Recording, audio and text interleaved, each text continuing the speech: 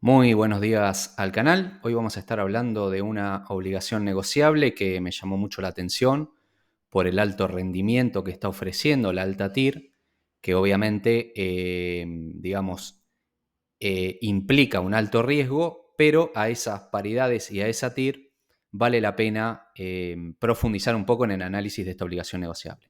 Hablamos de la obligación negociable CLISA con su ticker CLSID, que nació a partir de la reestructuración de la deuda de la empresa en 2021, o sea, es nacida a partir de un canje y que actualmente tiene liquidez en lo que es la clase D, o sea, comprándola en dólares, no así si la queremos comprar en pesos, pero sí tiene cierta liquidez, bajo volumen en dólares. Así que bueno, vamos a pasar a hablar un poquito. Bueno, actualmente ofrece un rendimiento, una TIR de un 51%, y se encuentra en paridades del 33%, con una cotización de $34 cada 100 nominales. Obviamente esta TIR es exorbitante con respecto a las TIR que tienen las obligaciones negociables en el mercado secundario, que rondan entre 8 y el 10%, por lo cual obviamente esto implica cierto riesgo. Me fui a la calificadora Fix and Fitch y bueno, la compañía y las emisiones de obligaciones negociables tienen una calificación triple B, ¿sí? Que si vemos en lo que es el rating de Fitch, se corresponde a un riesgo medio, ¿sí? Pero sin llegar ayer lo que sería ya doble B, que es ya un grado de inversión especulativa, ¿sí? Por lo cual, desde lo que es el rating de Fitch, no estaría tan mal puntuado. Obviamente siempre queremos que las obligaciones negociables que invirtamos sean de doble A para arriba, pero bueno, obviamente esas no tienen esta TIR, ¿no? Bueno, viendo esta calificación de triple B que tenía CLISA, me acordé de otra compañía que también tiene calificación triple B, pero triple B negativa, por lo cual desde la calificadora de riesgo le dan menor puntuación, digamos, que es Celulosa de Argentina. Pero fíjense qué TIR está ofreciendo actualmente las obligaciones negociables de celulosa, ¿sí? O sea, según la calificadora de riesgo tienen perfiles de riesgo similares, pero una está ofreciendo una TIR del 50% y otra no llega al 10%. Por ende, vale la pena hacer un análisis más profundo, ir al prospecto de emisión, ver en qué están los balances de la empresa y ver si realmente vale la pena. Y bueno, vamos a tratar de hacerlo una comparativa, aunque sea pequeña, con lo que sería la compañía Celulosa. Déjame invitarte, si sos cliente de Invertir Online, podés acceder a nuestro servicio de asesoramiento sin ningún tipo de cargo ni modificación de comisiones, sino que seguís operando como lo hacías habitualmente, pero pudiendo acceder a nuestro servicio de asesoramiento financiero. También, si no tenés una cuenta en Invertir Online, podés escribirnos y te damos una mano en la apertura. Bueno, cualquier consulta al respecto nos pueden escribir al correo que figura en pantalla, asesoresrgg@gmail.com. Y bueno, y también si te gustó este video y te sirvió y te fue útil la información, danos una mano, suscríbete, dale like, que es como nos ayuda a nosotros para seguir haciendo este contenido. La compañía forma parte de lo que es el grupo Rogio y tiene 4 principales ramas de negocios, ¿sí? Que tenemos el manejo de desechos a través de Cliva, que por ejemplo es la empresa que tiene la concesión de la recolección de residuos de Cava. También Texan, que bueno, se dedica al manejo posterior de lo que son los residuos. Es bueno, la empresa líder en manejo de residuos de la Argentina. Bueno, a través de la construcción, que se dedican principalmente a lo que es obra pública, carreteras, autopistas, obras hidráulicas, hidroeléctricas, puentes, ¿sí? Todo lo que es obra pública, bueno, es una de las principales empresas que se dedican a eso. Parte al transporte, tiene lo que es la concesión de Metrovías de la línea Urquiza, también a través de IMOVA tienen la concesión de lo que es el transporte en subtes y premetro de Cava, que renovaron la concesión por 12 años en el 2021, y también suministro de agua de lo que es Aguas Cordobesas, ¿sí? Que es, las ventas de la empresa se reparten prácticamente en partes iguales entre lo que es el manejo de desechos, el transporte y la construcción y en mucho menor cuantía lo que es el suministro de agua, pero lo que es el rendimiento medido por el EBITDA, principalmente el rendimiento, los beneficios los obtiene a través de lo que es el sector del manejo de residuos y la construcción, que la construcción ahora se ha reactivado, ¿sí? Mientras que lo menos rentable es lo que es el transporte. Recordemos lo que es el ferrocarril Urquiza, el premetro y el subte, que sabemos que han sido muy impactados con la inflación y con la regulación de precios. Obviamente no hay una sincronía entre lo que es la inflación y los costos de la empresa y lo que la empresa puede aumentar el boleto, ¿no? Y además también ha disminuido la cantidad de pasajeros y no ha vuelto a ser la normalidad que tenían previo a la pandemia. Pero bueno, la rentabilidad entonces principalmente la obtienen del manejo de residuos y de la construcción. Yendo un poquito a la evolución de los últimos tiempos y en la última presentación de resultados podemos ver que en lo que es las ventas globales aumentó un 51%, pero el EBITDA se redujo un 11%. Bueno, si desglosamos, la construcción aumentó, incluso fue más rentable, y esto se debe a que, bueno, se incrementó la actividad general de lo que es la obra pública y además se reanudaron trabajos que habían quedado detenidos por la pandemia. En lo que es el transporte, un poco lo que les dije, las ventas aumentaron ahí un 900%, pero eso se debe a un cambio en la forma de medición de los ingresos y el EBITDA cayó y esto se debe principalmente al mantenimiento adicional que tuvieron que hacer por una nueva contratación de la concesión, o sea, se renovó la concesión y en ese primer año tenían que hacer un mantenimiento adicional que le insumió mucho dinero a la empresa. Y además, como les dije, hay un 33% menos de usuarios que en la prepandemia.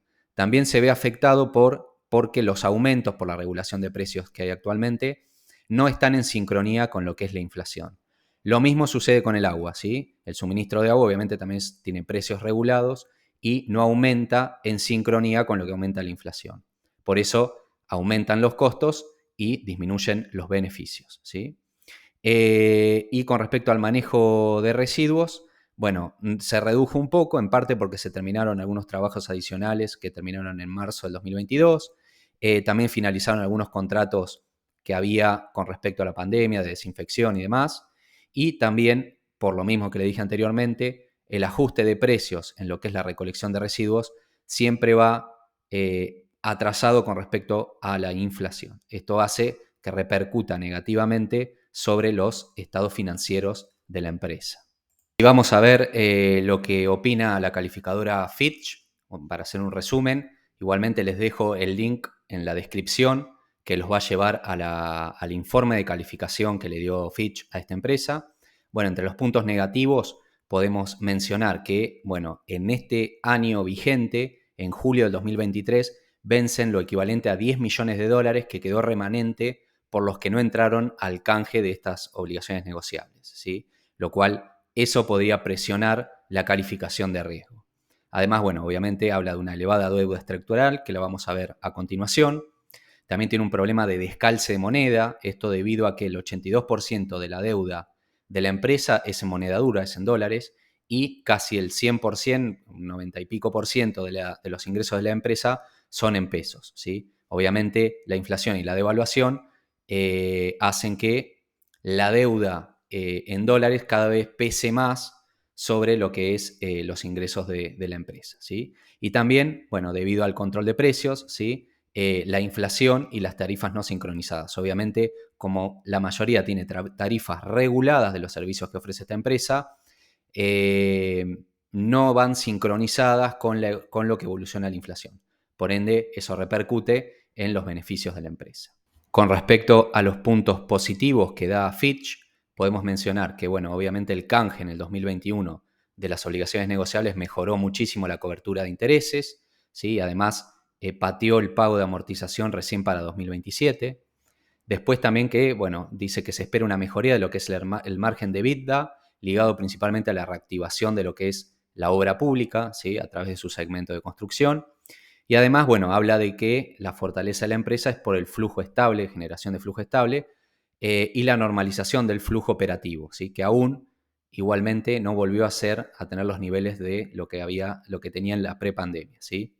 Bueno, esto mejoró la cobertura de intereses y además, bueno, menciona como algo positivo la renovación de la concesión del subtes y premetros por 12 años y de lo que es el servicio de higiene urbana en Cava, que, bueno, aseguran un flujo constante de ingresos por muchos años, incluso posteriores a lo que es la finalización de esta obligación negociable que estamos hablando hoy.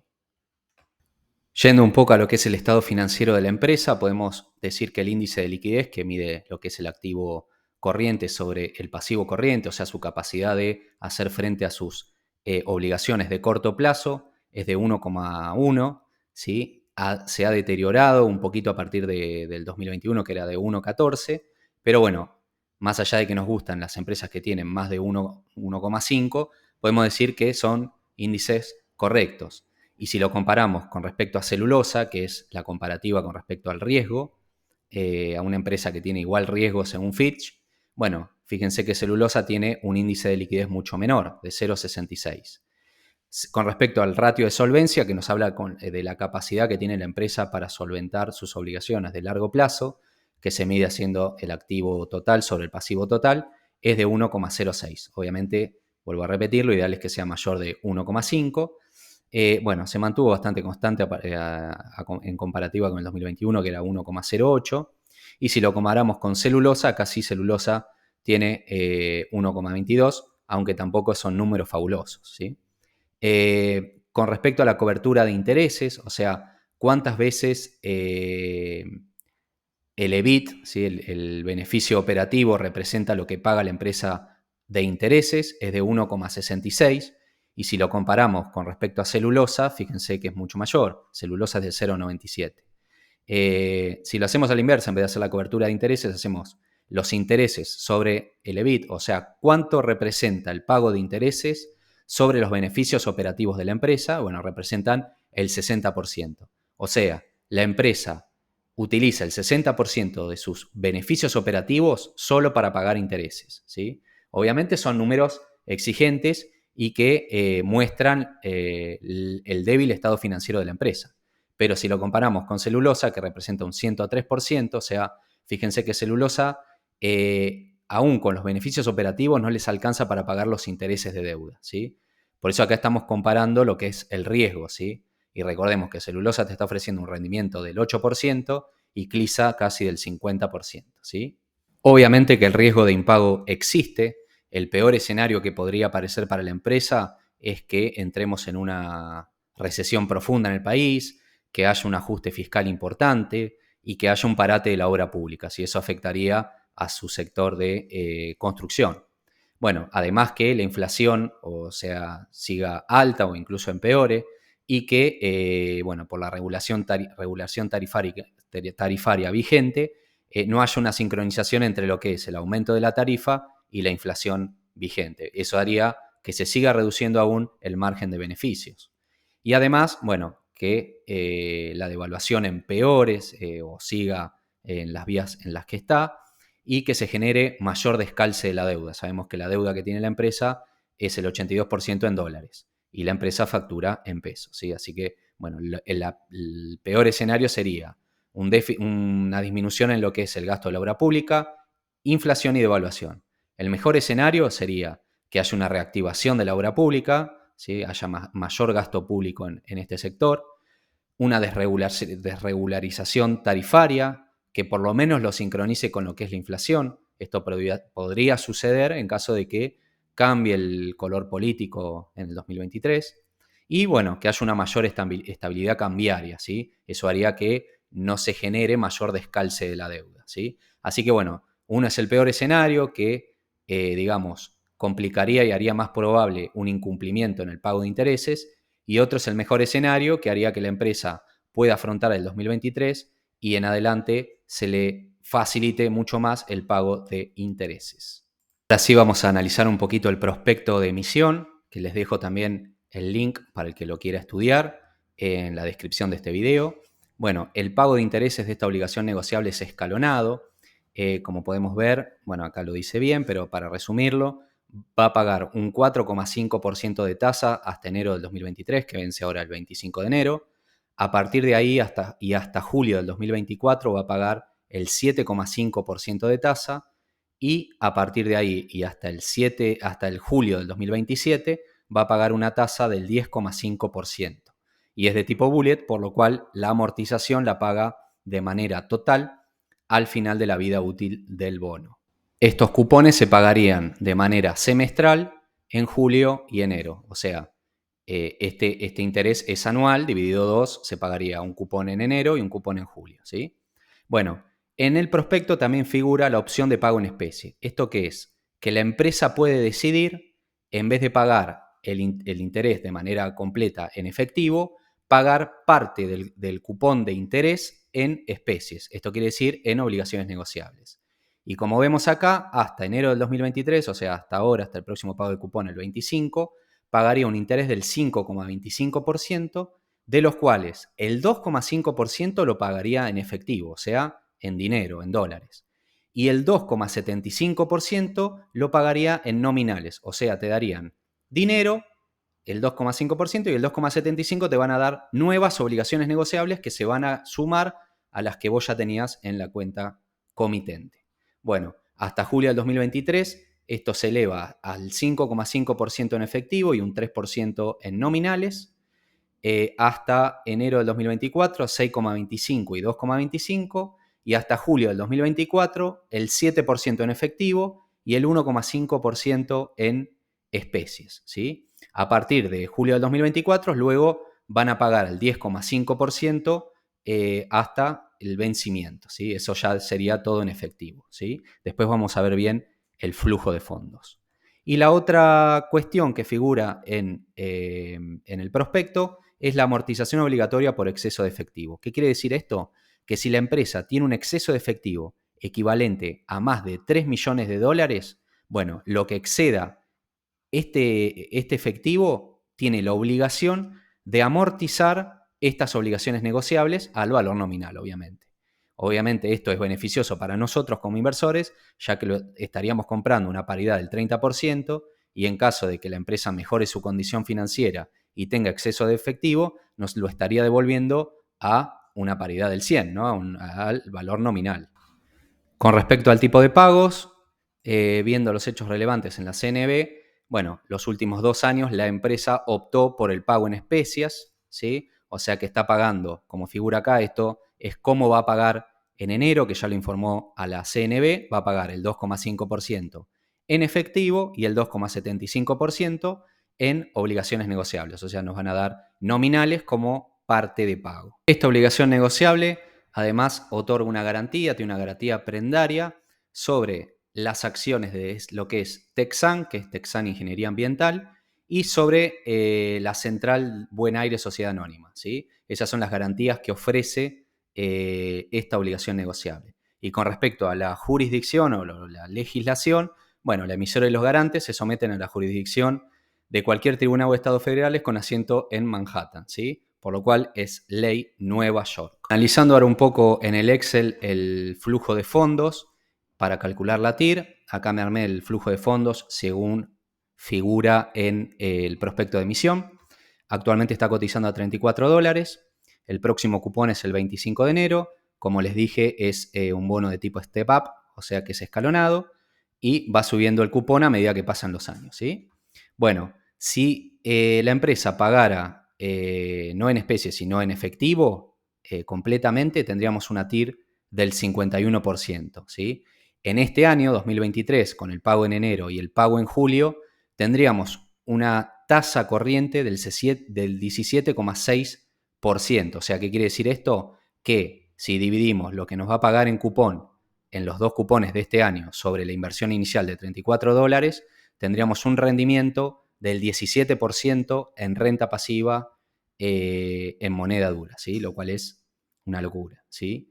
Ya a partir del 2024, obviamente como aumenta el pago de cupón, tendríamos una tasa corriente del 22% y ya a partir del 2025, que empieza a pagar el cupón anual del 10,5% anual, que serían 2 cupones de 5,25, tendríamos una tasa corriente ni más ni menos que del 30, casi 31% anual, ¿sí?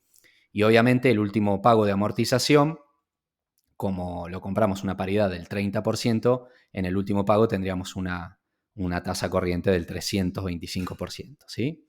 Bueno, la TIR global de esta obligación negociable nos quedaría pagando a $34 un 51%. Como ya vimos, la empresa no está pagando en efectivo, sino que está eligiendo la opción de pagar en especies, por lo cual hacemos otro Excel donde colocamos lo que paga en efectivo y lo que paga en nominales, ¿sí? Acuérdense que esta opción de pago en nominales lo puede elegir hasta julio del 2024. Ya después tiene que pagar todo en efectivo, ¿sí? Bueno, supongamos, en este Excel puse que supongamos que no tenemos en cuenta los nominales que nos van a pagar. Bueno, igualmente tendríamos una TIR de casi el 48%, ¿sí? Con tasas corrientes en el 2023 del 11%, en el 2024 casi del 20% y a partir del 2025 el 30%. A partir del 2025 se igualan todas las planillas porque ya ahí pierde la opción la empresa de pagar con nominales, parte de los cupones con nominales. Tiene que pagar todo en efectivo. Bueno, y en esta última tabla lo que hago es comparar cobrando el cupón, la parte de cash y la parte que nos pagan en nominales, liquidarlo. O sea, en el momento que nos pagan los nominales, los liquidamos, los vendemos, ¿sí? Obviamente, lo que hice el cálculo es liquidarlo a una paridad del 30%. Nosotros nos van a pagar en nominales y los vendemos, ¿sí? Por ende, acá está lo que obtendríamos por esos nominales, que es de 40 centavos, 60 centavos y demás. En esta última planilla los puse sumados, ¿sí? O sea, en el pago de cupón nos pagan parte en cash, parte en nominales. Esos nominales los agarramos, los vendemos, ¿sí? Y obtenemos y los sumamos al cupón que nos pagaron en cash, ¿sí? Eso nos daría una TIR un poquito más elevada, ¿sí? Pero bueno, rondan el 48, 50% y la tasa corriente también aumentaría, ¿sí? A un 14, a un 21 y después obviamente se iguala a un 30. Esta es la planilla más real de las tres, porque bueno, la primera no están pagando en efectivo, la segunda no considera lo que le podemos sacar a los nominales que nos va a pagar como parte de pago, y la tercera sí lo considera, así que esta es la más real. Como conclusión, obviamente, antes que nada, profundicen si están evaluando la posibilidad de invertir en esta obligación negociable. He buscado algo más que justifique este rendimiento que está ofreciendo. La verdad no he encontrado nada, exceptuando bueno, la probabilidad de impago, pero no he encontrado otra noticia que me haga ver alguna otra cosa de la cual no he puesto en esta entrega. Pero investiguen y en caso de encontrar algo, por favor, compártanlo. Bueno, como conclusión podemos decir que la obligación negociable y su probabilidad de impago depende mucho del futuro macroeconómico del país, como ya lo hablamos. Hay riesgo de impago, eso es una probabilidad, pero poniendo en la balanza el riesgo versus el potencial ganancia, y si evaluamos, por ejemplo, dos compañías similares como es Celulosa, que nos ofrece una TIR del 8%, y el mismo riesgo de impago que esta compañía, que nos ofrece un rendimiento del 50%, bueno, vale la pena por lo menos hacer un análisis y evaluarlo como posible inversión, ¿sí? Bueno, ¿qué tipo de inversión es? Es una inversión plenamente y meramente especulativa, por lo cual, como sugerencia, sería que solamente destinen una pequeña porción de la cartera y justamente esa porción que tienen reservada para este tipo de jugadas especulativas o de alto riesgo, ¿no? Y obviamente es para un perfil de inversor de tipo agresivo, ¿sí?